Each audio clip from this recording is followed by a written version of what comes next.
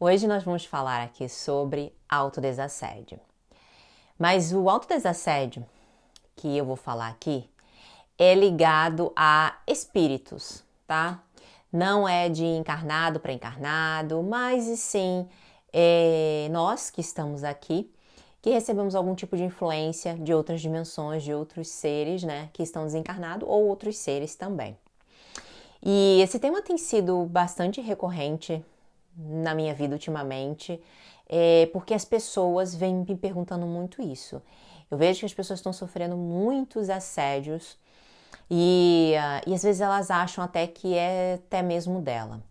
Mas muitas delas hoje em dia já estão conseguindo identificar, né? E hoje eu vim falar aqui, eu senti também para fazer esse vídeo sobre autodesassédio. Mas deixa eu explicar também. Você pode fazer o desassédio, vamos dizer assim, né? Ou desobsessão, numa casa espírita, numa casa de umbanda, numa casa onde você, um lugar, né? Onde você se sinta confortável. Mas também não estou descartando essa possibilidade, tá? Já fui muito em centro espírita, né? E se der, hoje em dia eu também vou, não tem problema nenhum. Mas, principalmente nesse período de pandemia, e as pessoas não estão sem saber o que fazer. E o autodesassédio, a gente pode fazer sim nas projeções astrais, mas acontece que muitas pessoas ainda têm medo, não conseguem. E de acordo com o último vídeo que eu fiz também, ou alguns vídeos anteriores, ai gente, não tá saindo. Os mentores falaram que um dos motivos, uma das causas das pessoas não saírem no corpo justamente são esses assédios, que atrapalham ali de alguma forma a sua energia, as coisas ali do ambiente, ele intensifica algumas sensações, então te atrapalha de alguma forma. Então hoje eu vou falar aqui sobre esse autodesassédio para você fazer aqui mesmo no corpo. Mas antes deixa eu te explicar uma historinha, como é que eu fui aprendendo isso na minha vida e fui aplicando não só a mim, mas até os meus clientes, quando eu identificava que tinha algum assédio, alguma coisa assim, eu passei e deu certo. Deixa eu começar a primeira historinha. Olha, há muitos e muitos anos atrás, quando eu comecei realmente a descobrir a mediunidade, na verdade foi um obsessor amigo que começou a me ensinar algumas coisas ali para identificar o que era meu, o que não era, né? E eu comecei também a escrever. Ele me ajudou nesse processo. E aí, claro que depois ficou um processo obsessivo, que nós tínhamos uma ligação muito forte. Eu comecei a ter crises de pânico, de ansiedade, e ficava realmente aquelas brincadeiras de espírito zombeteiro, mas eu sentia que não era maldade. E eu era uma adolescente, duas crianças, vamos dizer assim, e de alguma forma eu não via realmente a maldade nele, tá? Ele gostava da minha presença, eu gostava da presença dele, e era uma simbiose ali. E eu lembro que uma dessas crises de pânico, eu comecei a sentir que tinha alguém ali, que tinha alguém ali, que tinha alguém ali na minha casa, que iam entrar na minha casa, que iam me assaltar e que não sei o que, e comecei aquela crise de pânico sozinha. Foi aí quando eu peguei a Bíblia, na época minha mãe era católica, na época, e eu peguei a Bíblia, abri, saiu o Salmo 91 e eu comecei a rezar naquele momento. Eu tive a criação católica, então na época a única coisa que eu tinha eram as orações do catolicismo. E aí eu comecei a rezar, o Salmo 91 veio ali naquele momento quando eu abri, eu comecei a rezar, e foi quando na hora eu escutei uma voz muito clara na minha mente falando: vai no centro espírita. E aí eu senti que realmente aquele amigo estava me prejudicando de alguma forma. E eu comecei a ir para uma casa espírita, né? Comecei a lá fazer tratamentos, mas eu fazia em casa. E o que eu fazia em casa? E foi isso um grande diferencial. Se você não sabe, a maioria das desobsessões você precisa querer, você precisa mostrar para o espírito, mostrar para aquele outro ser que você quer modificar, que você quer também deixar ele livre, que você também quer o bem dele, que você se arrependeu de algumas questões que você fez ou que você faz, porque o obsessor está te cobrando alguma coisa ali também, né? Nessa minha questão, era realmente brincadeiras que eu tinha feito, né? De alguma forma, sim, eu abri a minha paranormalidade, a minha sensibilidade, mas que por outro lado teve essa repercussão negativa, causou sim consequências, e que eu acabei tendo essas crises. E aí, quando eu estava fazendo o tratamento lá, eu senti, na verdade, que eu fazia todo dia assim. Eu sentia a espiritualidade comigo, né? Os mentores, porque nessa época eu estava começando a abrir as minhas percepções, sentir pessoas ali próximo, conversava, visualizava, começava a sentir tudo isso. E foi justamente ele que me abriu essa percepção. E hoje eu sou super grata por ele, né? E aí, por ele ter feito isso. E aí, eu comecei a fazer todo dia, eu senti, todo dia, eu comecei a ler o Evangelho. Porque se você não sabe, o Espiritismo, eles pedem para que você leia o Evangelho. O Evangelho é esse aqui, ó. Eu até separei aqui para você, até hoje eu tenho. Por quê? Porque ele tem uma linguagem até simples, ele fala de caridade, ele fala de perdão, ele fala de amor, ele fala de coisas bem legais. E aqui no final, ele tem também orações bem simples, sabe? Bem simplesinhas, e é muito legal, ele também mostra como é que faz evangelho, se você quiser. Mas eu achei ele super legal, para quem não sabe ter uma conexão, conversar, ele dá ali mais ou menos uns exemplos para você se conectar com o seu mentor, para você se conectar, justamente fazer essa conversa com a desobsessão ou com outros seres. Mas ali é muito legal que tem justamente esses modelos. E aí, na época, eu também não sabia fazer, né? E ali era todo dia, gente. Todo dia eu conversava com ele. Da mesma forma que todo dia antes a gente conversava, só que ali eu tava soltando ele, né? Eu falava assim, olha como é que eu falava. Eu falava assim, olha, me perdoa, eu peço perdão por tudo que eu fiz, se eu fiz alguma coisa, mas eu te liberto agora. Eu preciso viver. Nós estamos nos fazendo mal. Você está me fazendo mal, eu estou fazendo mal para você. E a gente precisa seguir. E eu conversava com ele todos os dias. Eu não chamava, mas eu conversava, porque eu sabia que de alguma forma ele ia me ouvir.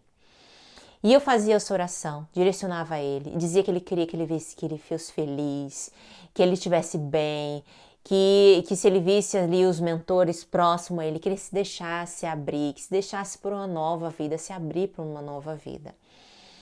E nisso teve um dia que eu realmente vi. Eu chorei tanto nesse dia, nessa noite.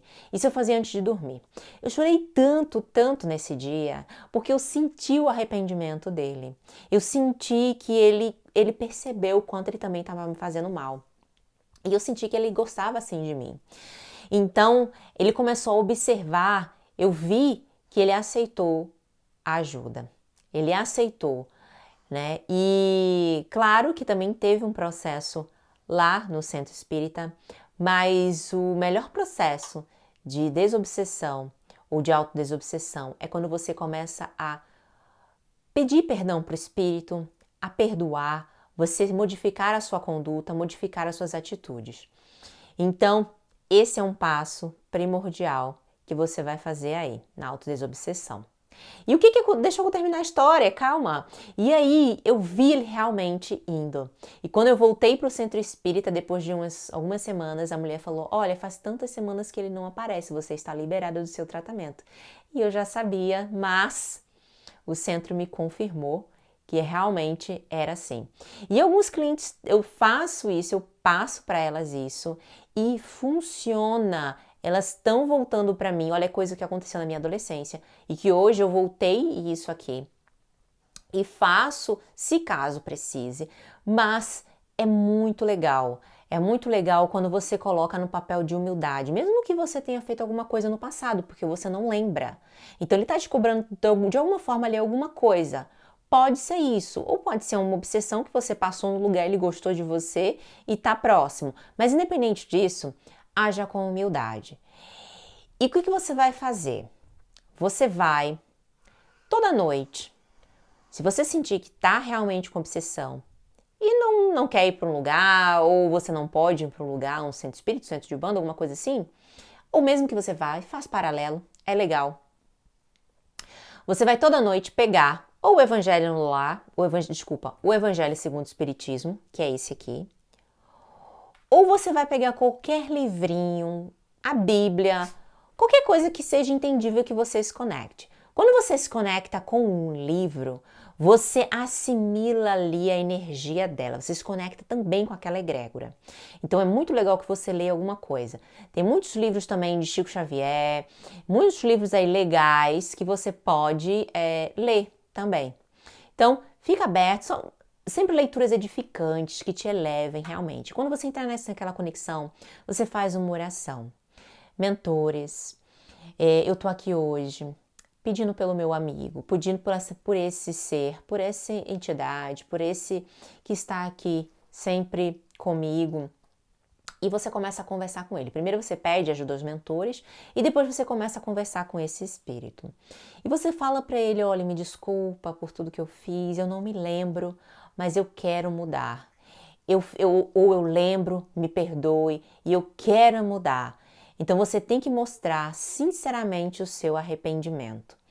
E você vai fazer isso todos os dias, mas você vai emanando amor para ele e perdão, tá? Porque o perdão e o amor é libertador. Ai, Roberta, quanto tempo eu faço isso para me livrar? Então você não vai se livrar, tá? Se você já tá com esse pensamento, você não vai conseguir. Não tem tempo. Você vai sentir no seu coração quando as coisas estiverem ok, mas atenção, tem espíritos que são muito pesados, malignos e que não vão cair nessa não, mesmo que seja do fundo do seu coração, tá? Do seu arrependimento.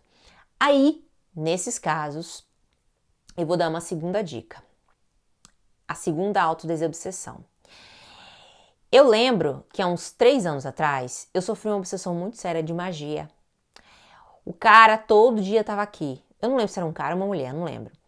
Todo dia tava aqui. E eu, meu Deus, agora o que eu vou fazer? Porque a autodesobsessão não tava funcionando com ele, não. Ele não queria saber de perdão, não queria saber de amor, não queria saber nada disso. Todo dia ele queria me sugar a energia e pronto. E aí eu fiz a oração. Nessa época eu já não tinha mais religião nenhuma e eu comecei a fazer a oração do Arcanjo Miguel de 21 dias. Gente, essa oração é poderosa. É poderosa. Eu sentia mesmo a egrégora ali perto.